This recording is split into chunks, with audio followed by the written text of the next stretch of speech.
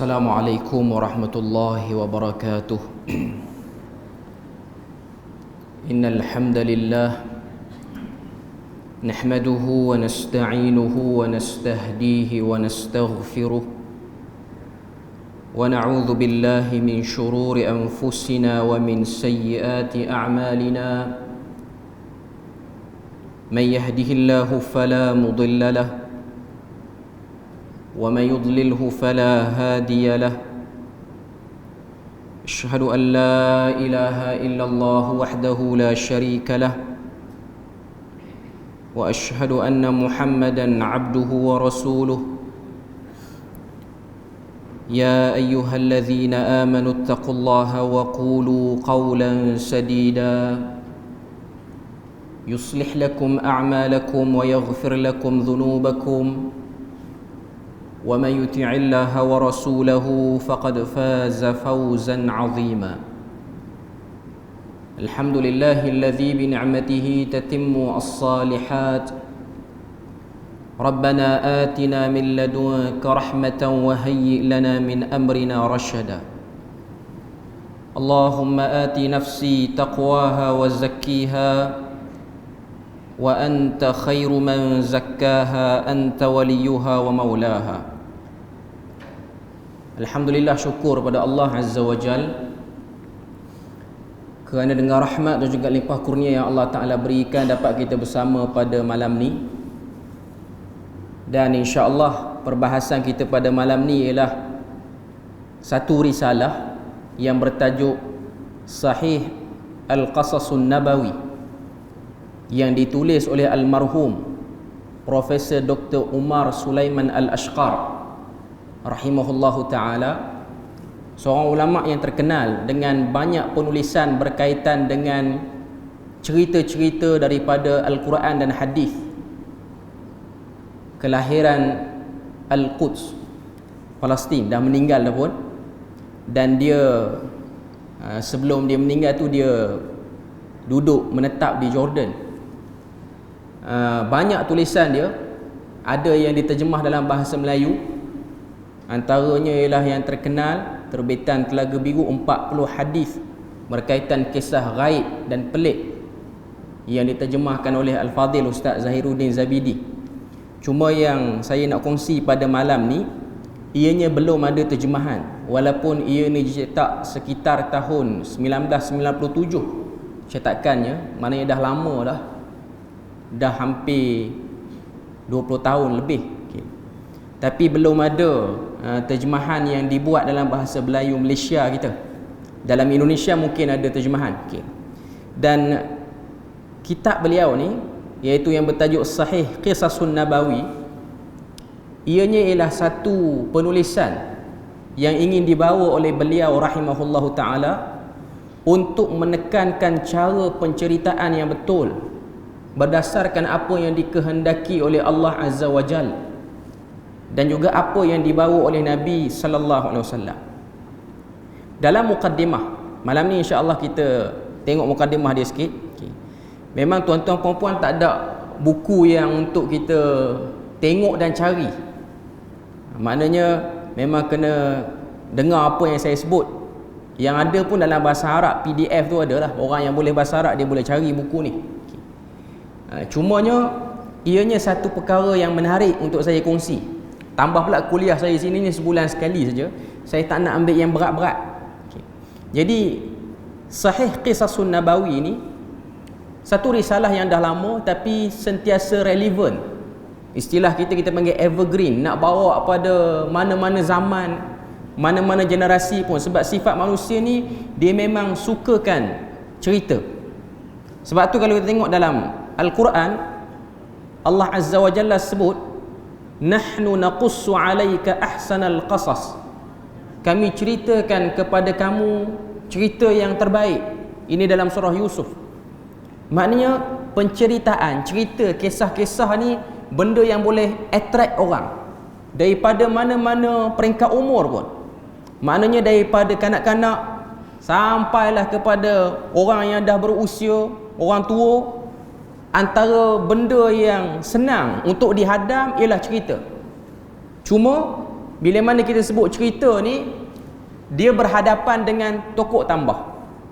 Hatta pada cerita-cerita para nabi, cerita-cerita para rasul, cerita-cerita berkaitan syurga neraka, cerita-cerita yang ada dalam agama yang mungkin kita membesar dengannya, cerita para sahabat, tak dapat dinafikan ada tokoh tambahnya. Dan bila mana datang tokoh tambah tu, terutamanya pada perkara yang berkait dengan ghaibiyat, benda-benda ghaib, perkara yang berkait dengan akidah, sedikit sebanyak dia akan memberikan kegelinciran, memberikan problem kalau benda ni tidak dibawa dengan cara yang betul.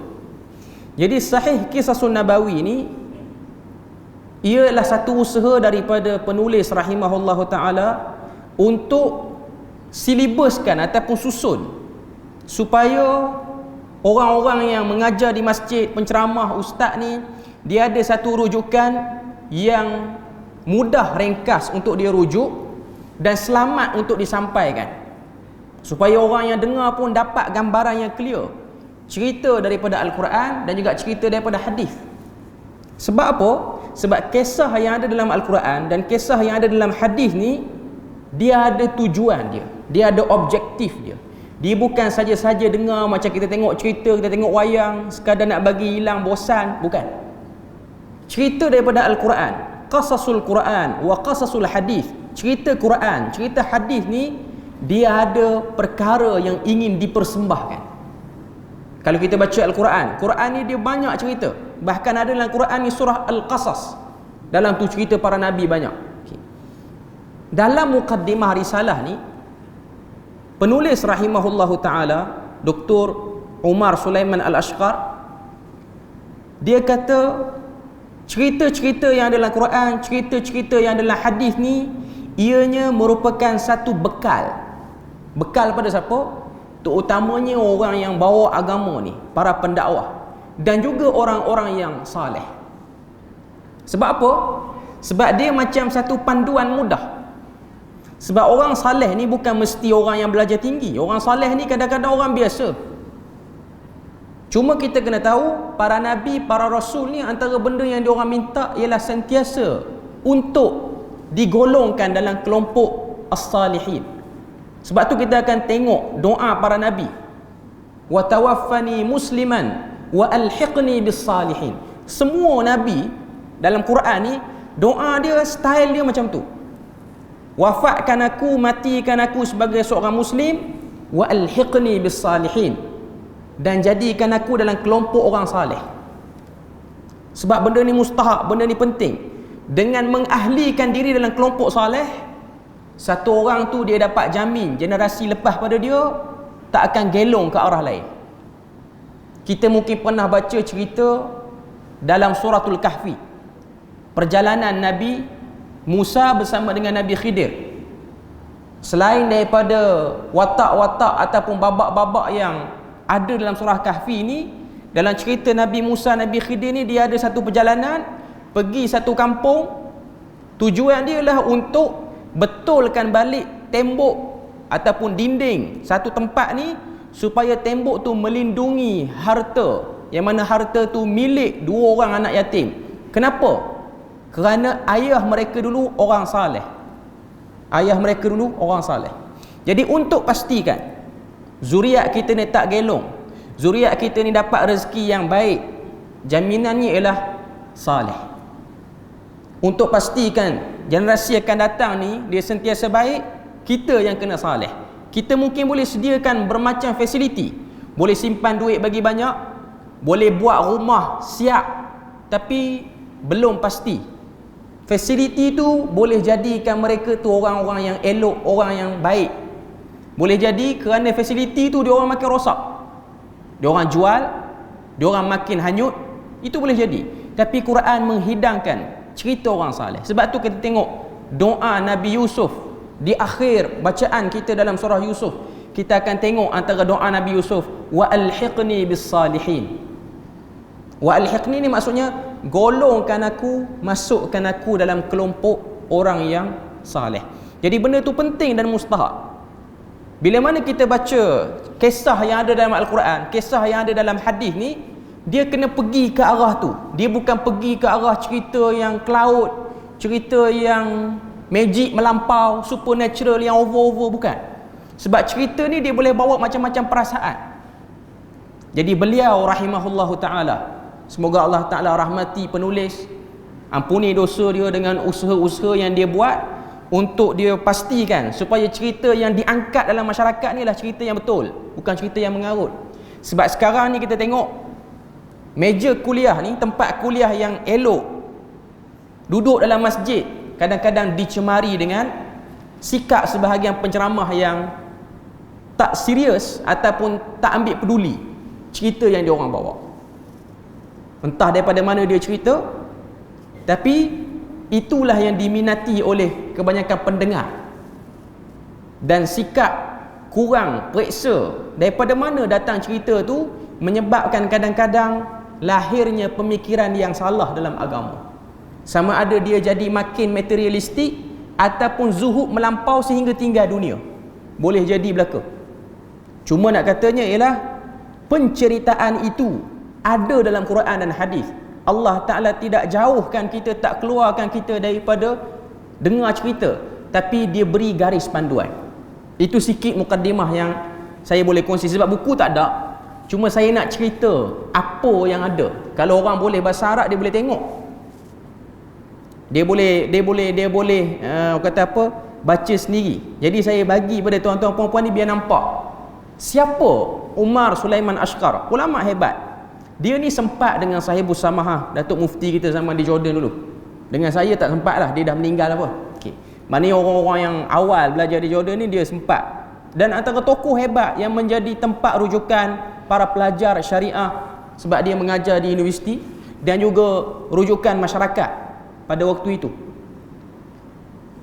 Dan dia ada jasa yang besar, iaitu dia tulis buku ni, dan ia menjadi satu warisan kepada kita untuk jaga apa yang telah dia tinggalkan ni. Ada usaha-usaha yang bagus untuk terjemahkan buku ni, tapi penterjemahan bukan semudah terjemah. Sebab kita nak bawa konteks kemahuan sebenar penulis tu kadang-kadang payah. Kadang-kadang orang dia terjemah by word, tapi tak sampai maksud. Okay.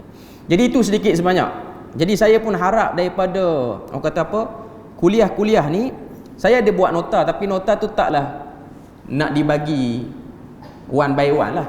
Orang yang ikut page saya, dia ada, saya sediakan situ. Yang malam ni dah ada, dah siap dah pun situ. Maknanya orang yang ikut page ataupun ikut Telegram, yang muda-muda dia tahulah macam mana nak akses tu. Okay. Saya dah compile sekali dengan PDF Arab dia, dan apa nota-nota penting yang malam ni. Maknanya kuliah bulan depan kita akan compile yang baru pula lah. Okay. Buku ni menarik sebab dia ada 5 bahagian. Pertama, kisah para nabi dan rasul. Yang kedua, kisah yang mengandungi keajaiban. Tapi keajaiban tu bukan suruh kita khayal. Keajaiban tu nak tunjuk kudrat Allah Ta'ala. Sebab ada cerita-cerita, pencerita tu dia cerita ajaib, tiba-tiba dia jadi berkhayal ke lain. Dia nampak karamah yang over, yang bukan situ tempat untuk kita tengok, ataupun bukan aspek tu untuk diberi penekanan. Contoh banyaklah, tuan-tuan boleh tengok orang-orang yang bawa cerita berbagai-bagai ni, kadang-kadang bila mana dia bawa cerita, dia tak pergi ke arah sepatutnya, dia pergi ke arah lain. Contoh cerita Nabi Nuh, dia pergi dekat kayu yang Nabi Nuh guna untuk buat kapal. Dia tak pergi ke arah kenapa dibuat benda tu, dan apa yang Nabi Nuh bawa perjuang sampai 950 tahun tu, apa dia. Dia tak pergi yang tu. Dia nak pergi pada resipi makanan apa, waktu tengah duduk dalam kapal tu, kayu jenis apa, berapa tahun nak kena tanam pokok sehingga boleh ketam kayu tu. Dia pergi yang tu. Dia lambat. Quran nak pergi kepada tauhid tu, bukan nak pergi kepada aksesori-aksesori ni. Okay. Tak dinafikan riwayat-riwayat Israeliat dia mengganggu kita untuk lambat sampai kepada tujuan sebenar. Sebab tu kita tengok, kita baca surah Kahfi, ada cerita Nabi Khidir, ada cerita Zulkarnain. Dia tak pergi kepada kenapa diwujudkan watak tu, tapi dia nak pergi pada ilmu laduni Nabi Khidir. Apa yang Zulkarnain pakai, siapa yang jadi penasihat Zulkarnain sehingga dia jadi raja di timur dan di barat, Akhirnya keluar cerita Ainul Hayah, air kehidupan, minum air tu tak mati. Akhirnya keluar satu orang, nama dia apa nama ni, Bulian dan sekian-sekian lah. Okay. Jadi cerita tu Quran sebut lain. Quran nak suruh kita tengok kudrat Tuhan, bukan nak suruh tengok person itu ataupun orang tu, nak suruh tengok keagungan. Okay. Itu yang kedua. Yang ketiga, fadail amal. Buat satu benda ni, apa kesan dia, kelebihan amal. Dan yang keempat, cerita-cerita yang menunjukkan contoh-contoh keimanan yang ada pada satu orang yang menyelamatkan orang tu, sama ada di dunia ataupun di akhirat. Dan yang kelima, cerita-cerita yang menunjukkan kesan buruk kalau kita buat macam ni. Dia ada satu part, dia ada cerita-cerita yang negatif sikit. Itu part paling last. Okay. Malam ni saya tak nak panjang cerita sebab kita pun tak ada masa yang panjang. Saya nak kongsi cerita pertama. Cerita pertama dia letak tajuk Juhud Adam wa Nisyanuhu. Itu bahasa Arab. Bahasa Melayu maksud dia apa? Kedegilan Adam, iaitu Nabi Adam AS, dan sifat pelupa yang ada pada dia. Okay. Cerita dia macam, tajuk dia tu kita macam dia nak angkat Nabi ke dia nak turunkan Nabi sekarang ni. Okay. Kita kena dengar hadis. Okay. Dia datangkan dua hadis. Kedua-dua hadis ni diriwayatkan oleh Al-Imam At-Tirmizi dalam kitab dia Jami' Tirmizi, dalam kitab Tafsir Al-Quran. Dua-dua hadis ni daripada kitab yang sama, cuma bab yang berbeza. Satu bab min suratil A'raf, yang kedua, hadis kedua ialah bab min surah Al-Mu'awwidhatain. Okay. Saya cuba baca hadis ni dan saya cuba terjemahkan sikit-sikit. Okay. Hadis yang pertama diriwayatkan oleh Al-Imam At-Tirmizi dalam jami'nya daripada Abi Hurairah, daripada sahabat bernama Abu Hurairah. Okay. Abu Hurairah kata, qala Rasulullah sallallahu alaihi wasallam, telah menceritakan kepada kami Rasulullah sallallahu alaihi wasallam. Apa cerita dia? Lamma khalaqa Allahu Adam, masaha dhahrahu fasaqata min dhahrihi kullu nasamatin huwa khaliquha min dhurriyyatihi ila yaumil qiyamah. Maksud dia apa? Kata Abu Hurairah, Nabi cerita pada kami.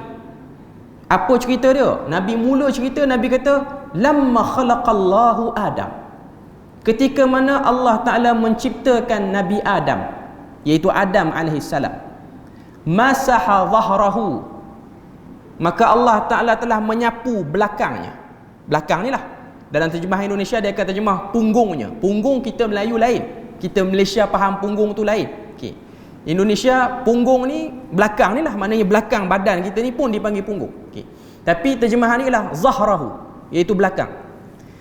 Fasaqata min zahrihi kullu nasamatin huwa khaliquha min dhurriyyatihi ila yaumil qiyamah.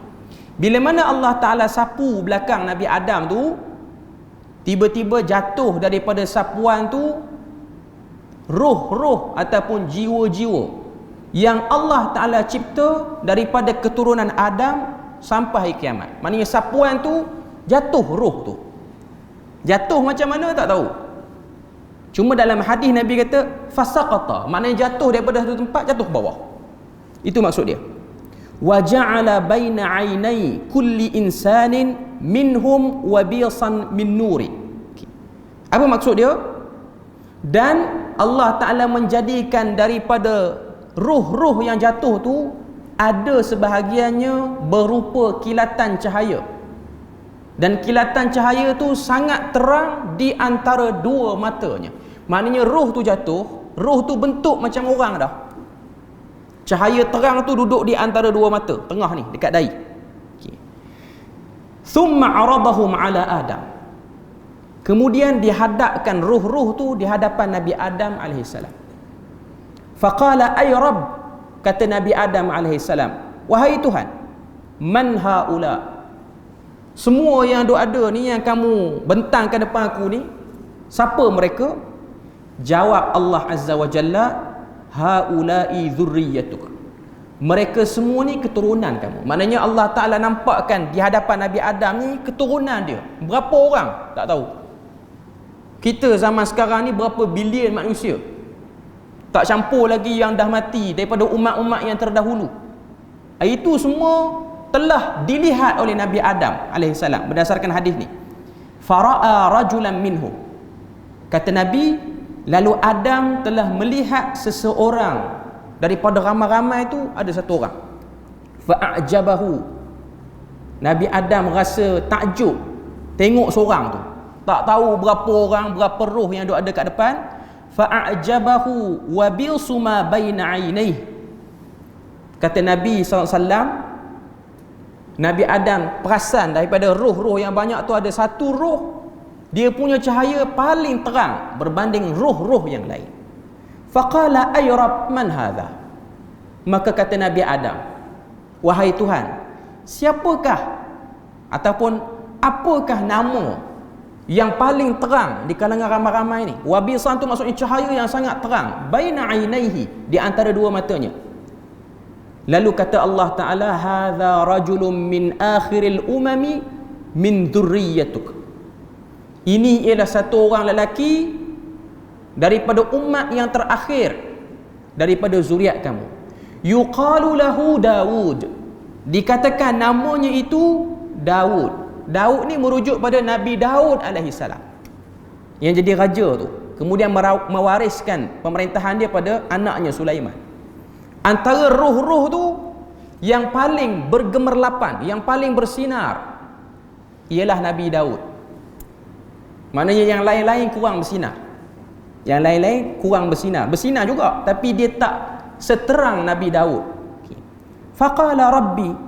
Lalu kata Nabi Adam, wahai Tuhan, kam ja'alta umrahu. Berapakah umur yang engkau berikan kepadanya, iaitu kepada Nabi Daud ni? Berapa umurnya? Qala sittina sanah. Allah Ta'ala kata Nabi Daud ni 60 tahun umur dia. Maknanya semua ni, termasuk kita yang pada malam ni dah dihadapkan di hadapan Nabi Adam. Cuma tak sempatlah Nabi Adam nak belik satu-satu. Cuma dia paling tertarik dengan yang satu ni, iaitu Nabi Daud alaihissalam, daripada zuriat dia. Lalu dia tanya Tuhan, berapa umur dia? Jawab Allah Ta'ala, umur dia ni takat 60 tahunnya. Maka Nabi Adam kata, ay Rabb, wahai Tuhan, zidhu min umri 40 sanah. Ambil umurku 40 tahun, bagi dekat Nabi Daud. Maknanya umur Nabi Daud 100. Asal 60 tambah 40 jadi 100. Okay. Kemudian Nabi pun sambung lagi. Falamma qudiya umru Adam. Bila mana Nabi Adam dah diturunkan ke muka bumi, dah termakan pohon yang dilarang kerana was-was syaitan yang kena pada isteri dia Hawa dan kena pada Adam. Fawaswasa lahum asy-syaitan. Kedua-duanya telah diwaswaskan oleh syaitan. Di setengah agama, dia orang percaya Nabi Adam termakan pohon yang terlarang itu kerana ajakan daripada Hawa, perempuan. Hawa lah istilah kita. Bila mana Hawa pujuk, Nabi Adam makan. Jadi setengah-setengah agama ni dia salahkan golongan perempuan antara sebab Nabi Adam terkeluar. Lalu dia orang pun buat kefahaman dia orang sendiri yang tak berpandukan wahyu. Dia kata itulah sebab kenapa orang perempuan dia kena benda-benda yang menyusahkan berbanding orang lelaki, iaitu haid bulanan dia, darah kotor yang akan keluar daripada badan dia. Yang kedua, beranak. Sebab kedua-dua benda ni menyusahkan dan menyakitkan. Itu sebagai denda. Itu karut. Setengah agama dia sebut, antaranya Kristian, dia sebut benda macam tu. Quran kata dalam surah A'raf, fawaswasa lahuma, dua-dua diwaswaskan. Jadi agama Islam dia tak seksis. Seksis ni maksudnya apa? Melebihkan satu jantina, mengurangkan jantina yang lain. Bukan seksi tu cerita lain. Seksis ni lah istilah orang dia angkat yang ni, dia nampak laki je hebat, ataupun nampak perempuan dia hebat. Macam-macam istilah lah, feminism apa semua. Okay. Cuma nak katanya Islam dia tak macam tu. Okay. Lepas daripada turun dah ke bumi, okay, dekat-dekat dengan nak Habisnya, maknanya malaikat dah datang, malaikat maut dah datang nak ambil nyawa Nabi Adam. Kata Nabi SAW, falamma qudiya umru Adam ja'ahu malakul maut. Bila mana Nabi Adam ajal dia dah nak habis dah, umur nak habis dah, datang malaikat maut. Tak diberi nama malaikat maut tu Israel ke apa, tak diberi. Cuma dalam hadis kata malakil maut. Cuma kita faham dan kita ada maklumat lama kata malaikat maut ni Israel. Ambil pada mana? Ambil pada nasyid. Dengar lagu kan, bila Israel datang manggil, tu kot. Betul tak betul? Riwayat Israiliyat kata Israel, tapi dalam Al-Quran kata malakil maut. Dalam hadis pun kata malakil maut. Dia beza dengan Israfil yang meniup sangkakala. Dalam Quran tak sebut. Quran hanya sebut nufikha fis sur, apabila ditiup semboyan itu. Dalam hadis Nabi sebut yang meniup semboyan itu ialah Israel. Beza dengan malaikat maut. Malaikat maut tidak disebut namanya secara khusus dalam Quran, dia siapa, nama spesifik tak ada. Dalam hadis pun tak sebut. Jadi bukanlah menjadi satu benda yang mustahak untuk kita periksa, korek, cari siapakah yang dinamakan dengan malaikat maut tu. Faqala, bila mana datang malaikat maut nak ambil, nak tarik, nak cabut nyawa Nabi Adam, lalu Nabi Adam pun kata, awalam yabqa min umri 40 sanah. Bukankah umurku ada lagi 40 tahun? Dia tak ingat lah. Dia tak ingat yang dia pernah bagi pada Nabi Daud tu, dia tak ingat. Qala awalam tu'tiha ibnaka Daud. Maka kata malaikat maut, bukankah dulu kamu dah bagi pada zuriat kamu Nabi Daud? Qala, lalu jawab Nabi, kata Nabi, fajahada Adam fajahadat zurriyatuhu wa nussiya Adam fanussiyat zurriyatuhu wa khati'a Adam fa khati'at zurriyatuhu. Habis hadis tu. Apa maksud dia potongan akhir tu? Nabi kata demikianlah Adam, dia enggan, dia berkeras, dia tetap nak kata aku masih lagi ada umur 40 tahun. Nabi kata sebagaimana degilnya Adam, begitulah akan degilnya zuriatnya. Wa nusiya Adam, bagaimana lupanya Adam, fanusiyat zurriyatahu, zuriat dia pun akan ada penyakit lupa. Wa khati'a Adam, bagaimana tersilapnya Adam, fa khati'at zurriyatuhu, maka tersilap juga zuriatnya. Hadis nak cerita apa? Sifat manusia. Sifat manusia ni dia mudah lupa.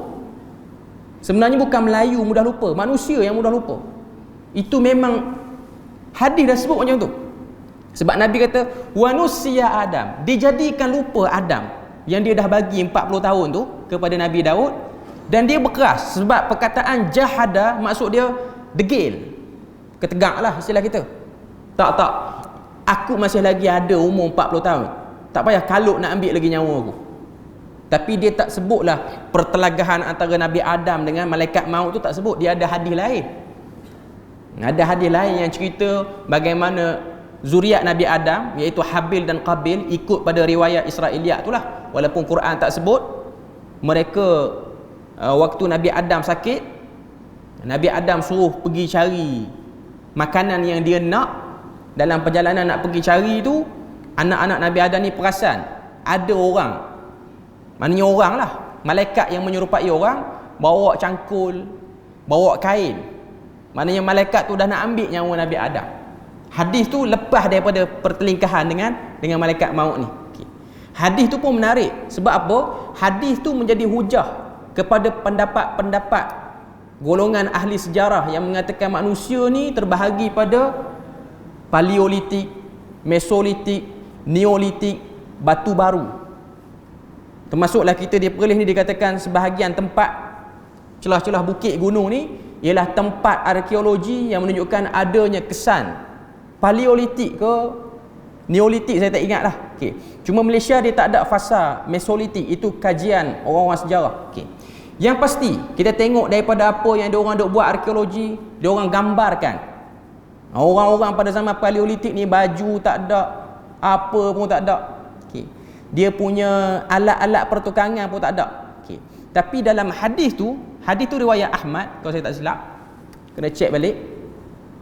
anak Nabi Adam tu dia bertembung dengan malaikat yang menyerupai manusia tu, malaikat tu dah bawa cangkul. Mana cangkul dah ada. Walaupun kita tengok, kalau kita pergi kan muzium, cangkul yang dikatakan orang zaman batu duk pakai ni, cangkul dia macam ringkas je lah cangkul dia tu, ataupun kapak yang dia guna. Wallahu a'lam, kita tak tahu itu konspirasi ke ataupun fakta yang sejarah yang betul. Tapi yang pasti dalam hadis menunjukkan manusia pertama bertamadun. Maknanya ada pinggan mangkuk, ada bekas makanan, ada pakaian, walaupun digambarkan pada zaman dulu macam agak ketinggalan. Wallahu a'lam. Cuma dalam hadis dia sangat kontradik. Okay. Dalam hadis tu Nabi kata bagaimana degilnya Adam, begitulah degilnya zuriatnya. Bagaimana pelupanya Adam, begitulah pelupanya zuriatnya. Bagaimana tersilapnya Adam, begitulah tersilapnya zuriatnya. Nak kata ini ialah sifat-sifat yang memang ada pada manusia, tak dapat dibuang. Okay. Itu hadis pertama. Walaupun hadis ni dia dinilai statusnya oleh Imam Tirmizi sebagai hasan gharib, hasan sahih. Maknanya ada beberapa pertikaian lah. Para ulama sebahagian mentakrifkan hasan sahih ni, jalur riwayat hadis tu ada satu riwayat hasan, dia punya sanad dia tu, ada satu lagi riwayat sahih. Ada sebahagian kata macam tu. Tapi Imam Tirmizi ni dia agak crucial sikit istilah-istilah yang dia guna. Dia agak teknikal. Dan kita bukan nak bahas tentang ilmu hadis yang dalam-dalam. Yang tu tuan-tuan boleh tanya Dr. Zaimi. Itu pakar. Cuma dalam dalam buku ni dia kata qala Abu Isa, berkata Abu Isa iaitu Imam Tirmizi yang riwayat hadis ni, hadza hadithun hasanun sahih. Hadis ini diriwayatkan dengan darjat hasan sahih. Itu hadis pertama. Hadis yang kedua pun daripada Abu Hurairah, daripada Imam Tirmizi juga.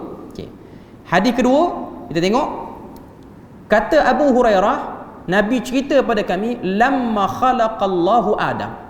Lebih kurang dengan hadis pertama tadi. Ketika mana Allah Ta'ala ciptakan Adam, wa nafakha fihi ruha atasa. Ketika mana Allah Ta'ala tiupkan roh pada lembaga Adam, patung Adam ni, masuk saja roh atasa. Atasa maksud dia apa? Bersin. Bersin. Nabi Adam tu bersin. Okay. Kemudian kata Nabi, faqala alhamdulillah fahamidallahu biiznihi. Bila mana Nabi Adam tu bersin, lalu Nabi Adam tu secara spontan dia sebut alhamdulillah. Dia sebut alhamdulillah. Lepas dia bersin, dia sebut alhamdulillah. Dia puji Allah Ta'ala dengan izin daripada Allah Ta'ala. Siapa yang bagi tahu maklumat pada Nabi Adam tu? Kuasa Tuhan. Okay. Faqala lahu rabbuhu. Bila mana Allah Ta'ala tengok dengan kudrat dia lah, Nabi Adam masuk roh, bersin, sebut alhamdulillah, maka Allah Ta'ala pun sambut respon tahmid yang disebut oleh Nabi Adam tu dengan dia kata, yarhamukallahu ya Adam. Allah Ta'ala merahmati kamu wahai Adam. Okay. Yang kata tu siapa? Allah Ta'ala lah. Allah Ta'ala sendiri kata pada Nabi Adam, semoga Allah merahmati kamu. Dia macam pelik sikit lah, sebab Tuhan yang kata tu. Yang tu tak payah fikir sangat. Cuma nak katanya itu yang Nabi sebut. Okay. Kemudian kata Nabi Muhammad bila mana dia cerita benda ni, izhab ila ulaikal malaikah. Allah Ta'ala kata pada Nabi Adam, wahai Adam, pergi kamu menghadap para malaikat. Ila mala'im minhum julusin faqul assalamu alaikum. Okay. Dalam hadis ni, bila mana Allah Azza wa Jalla perintahkan Nabi Adam pergi menghadap para malaikat, malaikat tu duduk dalam kelompok-kelompok dia. Malaik tu maksudnya grup yang banyak. Okay. Faqul, Allah Ta'ala kata, Adam, aku perintah kamu sebut assalamualaikum, tahiyyah, kemuliaan, beri salam. Qalu, maka jawab para malaikat, wa alaikassalam wa rahmatullah, ke atas kamu juga salam dan rahmat Allah. Thumma raja'a ila rabbih, kemudian Adam kembali menghadap Tuhannya. Faqala inna hadhihi tahiyyatuka wa tahiyyatu banika bainahum. Kata Allah Ta'ala, inilah cara greeting yang betul, dan cara inilah perlu disampaikan kepada zuriat kamu. Maknanya ucapan selamat yang macam inilah yang perlu diucapkan oleh zuriat kamu, Semua sekali kita semua ni Muslim lah, kena sebut Assalamualaikum bila mana bertemu dengan mana-mana orang, jumpa mana-mana orang. Itulah ucapan yang paling terbaik. Faqala Allah lahu wa yadahu maqbudatan. Hadis ni dia ada beberapa part mutasyabihat sikit. Kemudian Allah Azza wa Jalla berfirman kepada Adam, wa yadahu maqbudatan, dan kedua tangannya tergenggam. Tangan Tuhan tergenggam. Tangan kita genggam macam ni lah, tapi ni bukan tangan Tuhan lah. Kalau sebut ni tangan Tuhan, kita jadi tajsim lah. Macam mana? Tak dibahas, tak dipanjang lebarkan perbahasan dia. Cukup kita beriman dengan apa yang Nabi sebut. Nabi kata tangan Allah pada waktu tu tergenggam. Kemudian Allah Ta'ala kata pada Adam, ikhtar ayyuhuma syi'it. Wahai Adam, kamu pilih dua genggaman tangan ni. Bukan yang ni lah, ini Maha Suci Tuhan. Kamu pilih antara dua genggam ni, mana satu? Kemudian kata Adam, ikhtartu yamina rabbi. Aku telah memilih belah kanan Tuhanku. Wakilta yaday rabbi yaminun mubarakah. Kemudian Allah Azza wa Jal, kedua tangan iaitu ialah tangan yang membawa berkah. Allah Ta'ala membuka tangannya. Kemudian dalam hadis tu kata Nabi, summa basataha, bila mana Allah Ta'ala buka, fa idza fiha Adam wa dhurriyyatuhu, maka padanya terdapat zuriat-zuriat Nabi Adam dalam genggaman Tuhan tu. Faqala ay Rabb, kata Nabi Adam, wahai Tuhan, ma haula, siapa mereka ni? Faqala haula'i dhurriyyatu, mereka semua ni zuriat kamu. Fa idza kullu insanin maktubun umruhu baina 'ainayhi fa idza fihim rajulun adwa'uhum aw min adwa'ihim faqala ya rabbi man hadha. Hadis ni dia lebih kurang dengan hadis yang pertama tadi, tapi dia punya ada beberapa part tu dia beza sikit. Bila mana Allah Ta'ala buka genggaman yang dia suruh Nabi Adam pilih tu, genggaman belah kanan tu, bila mana Tuhan buka, Maha Suci Tuhan menyerupai genggaman makhluk, keluar padanya zuriat Nabi Adam. Dan Nabi Adam tengok, Nabi Adam tanya Tuhan, siapa mereka? Jawab Allah Azza wa Jalla, mereka ni zuriat kamu. Kemudian kata Allah, kata Nabi Adam, kata Nabi Adam tengok daripada kalangan zuriat yang ada di tangan Tuhan tu, ada satu zuriat yang sangat terang cahaya dia. Dan zuriat-zuriat tu, roh-roh tu telah tertulis di dahi mereka berapa umur mereka. Lain sikit dengan hadis pertama. Hadis pertama cuma sebut wabisan. Wabisan ni maksudnya macam satu cahaya lampu yang terang di antara dahi ni. Sebab tu dahi ni dia kemuliaan, wajah lah secara umumnya kemuliaan. Sebab tu Nabi larang mengganggu ataupun pukul pada bahagian wajah.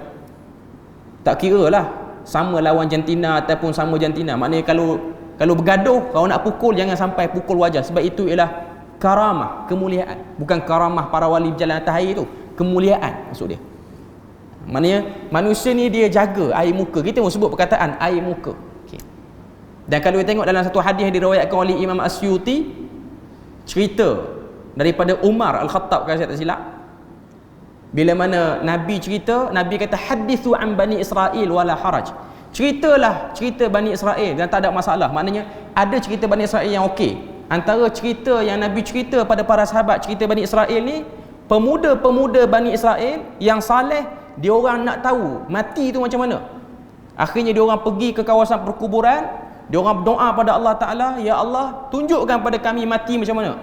Dia orang berdoa sehingga terbungkam satu kubur. Ada satu kubur tu terbuka, keluar daripada lubang kubur tu satu orang lelaki, badan dia penuh dengan kesan tanah kecuali tempat sujud bercahaya. Lain macam cerita tu. Maknanya cerita tu kalau buat cerita tanah kubur best tu. Dan pemuda tu tak lari. Kalau macam kita kan, tengok kubur terbuka tu, lari lah, tunggu apa lagi. Tapi nak kata pemuda Bani Israel ni, dia beriman pada Tuhan. Sebab kita yang minta tu, kita yang minta nak tahu mati tu macam mana. Bila mana yang daripada kubur tu keluar, dia pun kata pada pemuda Bani Israel, ni bukan zaman Nabi Muhammad, zaman sebelum tu lagi. Pemuda-pemuda tu kata pada si mati tu kata pada pemuda Bani Israel, kamu semua tolong berdoa pada Tuhan, masukkan aku dalam kubur dengan cara tidak dikirim malaikat maut cabut sekali lagi nyawa aku. Sebab antara benda yang paling sakit aku rasa ialah kesan cabutan nyawa tu. Maknanya ditarik nyawa oleh malaikat maut. Sebahagian riwayat kata lelaki yang keluar pada lubang kubur tu orang saleh dan dia telah mati 100 tahun yang lepas. Ada sebahagian riwayat kata 1000 tahun yang lepas. Bagai-bagai riwayat. Maknanya dah 1000 tahun dah mati. Sakit yang paling terasa sekarang ialah kesan cabutan nyawa. Tu pun orang saleh. Sebab apa kata orang saleh? Sebab kesan sujud dia terpelihara, bercahaya. Bukan orang yang tipu orang, orang yang kecoh orang, bunuh orang, bukan. Okay. Cuma nak katanya itulah part-part cerita-cerita yang ada dalam hadis. Cuma nak suruh tengok kebesaran Tuhan, bukan suruh tengok kubur mana tu ah. Kita boleh try pergi cari kot. Tak. Bukan itu yang disuruh. Okey. Kemudian balik pada hadis tadi, bila mana Nabi Adam tengok dalam genggaman Tuhan tu ada satu roh lelaki yang cahaya dia begitu bergemerlapan, qala ya Rabb, kata Nabi Adam, wahai Tuhan, siapa ni? Jawab Allah Ta'ala, hadza ibnuka Daud, itulah zuriat kamu Nabi Daud. Qad katabtu lahu umra 40 sanah. Telah dicatat pada Nabi Daud tu umurnya 40 tahun. Beza dengan riwayat yang pertama tadi, dia kata umur Nabi Daud 60 tahun. Macam mana jadi macam ni? Kontradik. Sekejap macam tu, sekejap macam ni. Okay. Sebab riwayat yang dibawa waktu Nabi cerita berbeza-beza dan banyak kali. Dan kalau berlaku pertindihan, ada riwayat kata 60 umur Nabi Daud, ada riwayat kata 40. Mana satu betul ni? Nabi ni bercakap biar betul. Sekejap 40, sekejap 60, mana satu? Okey. Kita kena faham. Cara percakapan masyarakat Arab dia berbeza dengan cara percakapan orang Melayu. Kita tak boleh jadikan Nabi tu bercakap dengan laras kita orang Melayu. Bagi orang Arab, sebarang nombor perpuluhan ialah perlambangan kepada banyak. Dia bukan exactly number tu. Dia bukan memang betul 60. Boleh jadi umur Nabi Daud lebih pada tu. Tapi nak kata 60 tu banyak, 40 tu banyak. Dia macam kita bila mana kita nak gambarkan satu tempat tu ramai orang. Macam orang tanya, kuliah Masjid Alwi malam ni ramai tak? Ramai. Berapa orang? 300. Penuh sampai keluar. Betul ke 300? Bilang satu-satu. Tak pun. Agak-agak, angga-angga. Kita pakai ratus. Arab 60 dah banyak. Sebab tu para ulama khilaf tentang isu hadis-hadis yang ada nombor bilangan ni. Adakah nombor tu ialah exactly jumlah itu?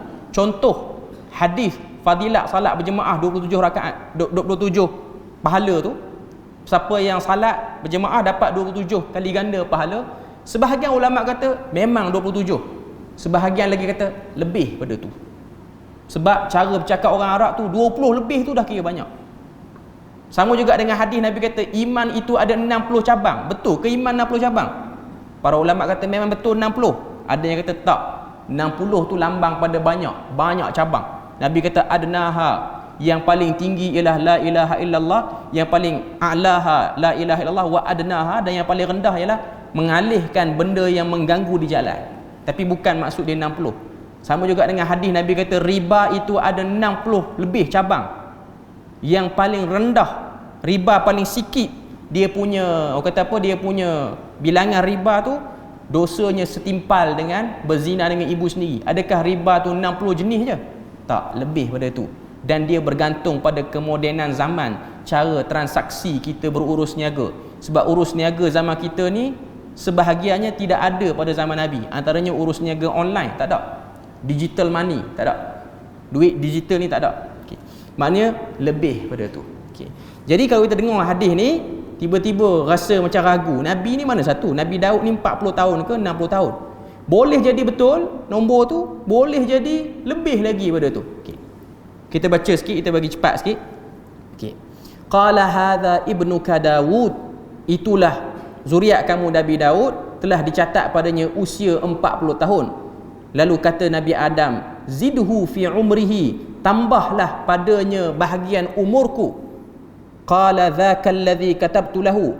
Qala, kata Allah Ta'ala, itu ketetapan aku, kamu tak boleh bagi bahagian kamu pada Nabi Daud, zuriat kamu.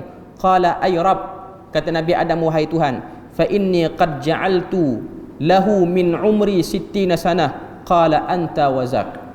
Maka kata Nabi Adam, cukuplah bagi aku ni umur 60 je, 60 tahun, bagi yang lebih-lebih tu pada Nabi Daud. Okay. Kemudian sambungan hadis tu dia agak panjang sikit yang ni. Qala thumma uskinal jannah ma syaa Allah, thumma uhbita minha fakana Adam ya'uddu li nafsihi. Qala fa atahu malakul maut. Qala lahu Adam, qad ajjalta, qad kutiba li alfu sanah. Kata Nabi Muhammad, kemudian Nabi Adam pun duduk dalam syurga. Lepas tu kena hantar ke bumi. Kemudian Nabi Adam duk bilang usia dia sehingga datang malaikat maut. Nabi Adam pun kata, wahai malaikat, qad ajjalta, awal benar kamu datang. Kemudian apa kata Nabi Adam? Qad kutiba li alfu sanah. Umur aku ni ada 1000 tahun lagi. Oh, lagi dahsyat hadis ni daripada sebelum ni. Sebelum ni kata 60 je, ada baki 40. Yang ni kata ada 1000. Kita beri lalu azan dulu.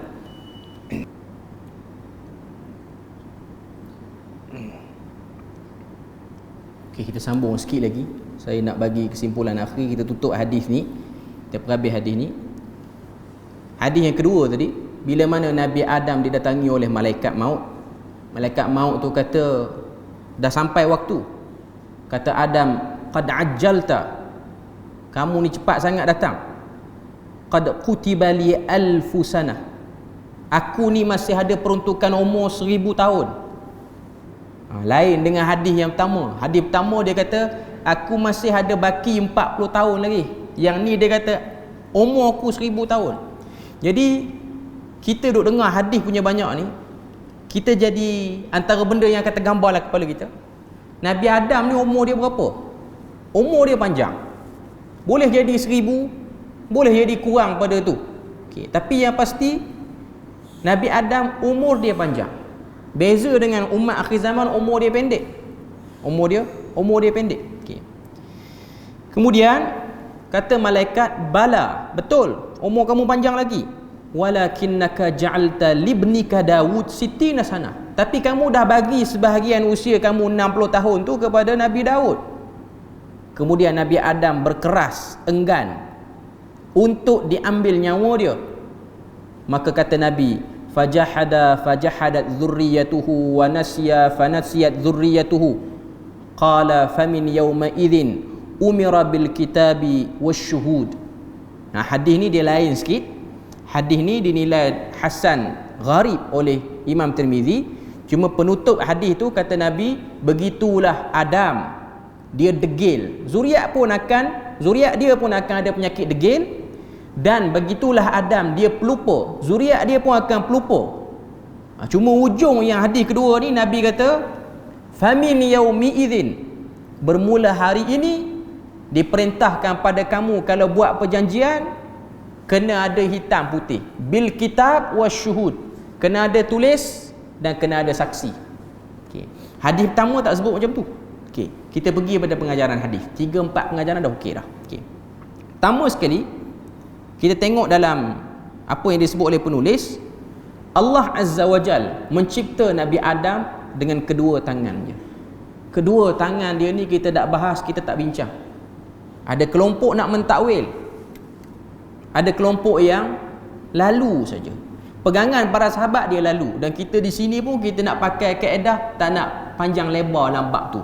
Sebab Allah Ta'ala ni dia Tuhan kita, dan dia pun tak suruh kita fikir diri dia tu banyak sangat. Dia suruh kita fikir nikmat yang dia beri pada kita tu banyak. Yang tu yang dia suruh. Yang fikir diri dia tu macam mana, azali dia macam mana, sempurna dia macam mana, yang tu perbahasan yang kemudian dah. Yang tu pun hanya melambatkan kita untuk buat benda lebih penting, iaitu tadabbur Al-Quran, muhasabah diri, kerana sibuk duk bincang yang tu. Okay. Yang kedua, mukjizat Nabi Muhammad bila mana boleh cerita benda secara fact dan figure tepat walaupun Nabi tak ada lagi pada waktu ni. Maknanya Nabi boleh cerita benda ni. Sebab apa Nabi cerita? Sebab inilah perkara gaib yang kita ni dahagakan kepada jawapannya. Manusia ni dia tak boleh tipu diri dia untuk tak nak fikir. Dia mesti nak fikir, tapi dia kena ada garis panduan. Macam mana untuk melawan, berfikir benda-benda yang tak penting. Macam mana untuk tutup benda-benda yang meragukan dan tak jelas. Nabi sebut Nabi Adam macam ni, umur dia macam ni. Okay. Kemudian yang ketiga, isbatul qadar. Kita perlu terima adanya dalam agama kita ni yang disebut dengan nama konsep ketentuan. Setiap kita ni ada umur. Cuma ketentuan tu tak diketahui. Ketentuan di Lauh Mahfuz tu Allah Ta'ala dah siapkan semua sekali. Cuma kita tak tahu. Kita berjalan di atas ketentuan tu. Cuma konsep yang kita kena tahu, bila mana bercakap bab qada dan qadar Tuhan ni, ada kelompok yang dia gelong, dia tolak terus. Ada kelompok yang dia percaya qada dan qadar, lalu dia jadi malah berusaha apa semua, lalu dia salahkan Tuhan. Ahlus Sunnah wal Jamaah dia duduk di pertengahan. Allah Azza wa Jal dia susun dah kehidupan kita ni. Okay. Cuma kita diberi ikhtiar untuk jadi baik, untuk jadi jahat. Pilihan tu kita yang buat. Bila mana kita pilih yang ni, Tuhan akan jalankan apa kesimpulan daripada apa yang kita pilih. Dia akan keluar macam tu. Bila mana kita pilih nak jadi, nak bergaul dengan orang-orang ni, maka natijah akhir dia macam ni. Bukan macam seperti mana yang kita faham daripada kelompok-kelompok yang lain. Okay. Seterusnya, kelebihan Nabi Daud. Sebab nama Nabi Daud disebut dengan jelas. Kenapa Nabi Daud tu lebih?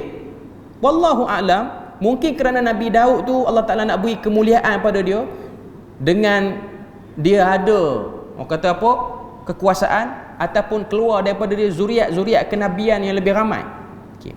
Kemudian seterusnya yang kelima, kekuatan ingatan Nabi Adam. Dia boleh ingat berapa umur yang Tuhan bagi pada dia, sehingga dia boleh argue, walaupun nampak degil, tapi dia boleh argue malaikat maut. Kemudian yang keenam, daripada apa yang disebut sini, perlunya kita bila mana kita buat perjanjian, kita kena ingat perjanjian tu dengan cara tulis dan ada saksi. Ini lain, luar sikit daripada hadis. Kita berjanji dengan orang, bertulis. Terutamanya benda-benda yang melibatkan orang kata apa, material ni, duit ke, tanah ke apa. Tak boleh pakai kaedah mulut je. Tambah zaman sekarang ni, kita kena lebih berhati-hati. Kena ada bukti. Supaya apa? Supaya segala benda tu mengelakkan perbalahan yang berlarutan. Sebab syaitan dia suka anak Adam ni bergaduh. Memang tugas dia suruh kita bergaduh pun. Jadi dengan ada benda-benda yang boleh tutup pintu pergaduhan tu, kita kena buat. Macam isu sekarang ni, yang orang duk heboh tanya, orang-orang yang nak ambil bahagian korban di luar negara, mungkin dengan sebab harga lembu naik harga, orang tak berapa nak berkorban tempat kita. Itu ada pro dan kontra dia. Jadi orang-orang yang nak korban di luar ni, dia minta daripada pihak yang uruskan tu, boleh tak waktu korban nanti saya nak tengok dengan video, ada video binatang sembelihan tu, sebab ada cadangan supaya kita tak tertipu bayar duit korban tak ketahuan hala. Okay. Ada pihak yang menguruskan kata payah kita nak buat yang tu, tapi atas nama tak nak rasa kena tipu, walaupun payah. Sebab apa? Sebab hari ni manusia sifat amanah dia tu berkurang. Kita tak boleh nak, orang kata apa, nak pasti betul atau tidak, melainkan kita tinggi kepercayaan pada orang tu. Okay. Cuma nak katanya, segala benda yang boleh menutup rasa syak wasangka, perjanjian-perjanjian yang dibuat mulut ke mulut, perlu diperkukuhkan dengan tulisan dan saksi. Jadi itulah sedikit sebanyak kita punya perkongsian pada malam ni daripada cerita Nabi Adam yang pertama ni. Pertama nak beritahu sifat lupa, enggan, degil tu memang ada, tak dapat dibuang, tapi kita boleh kawal benda tu. Dan seperti mana yang kita sebut tadi lah. Jadi setakat tu saja perkongsian kita pada malam ni. Moga Allah Ta'ala beri rahmat dan berkat. Subhanakallahumma wa bihamdik asyhadu an la ilaha illa anta wa astaghfiruka wa atubu ilaik. Wassalamualaikum warahmatullahi wabarakatuh.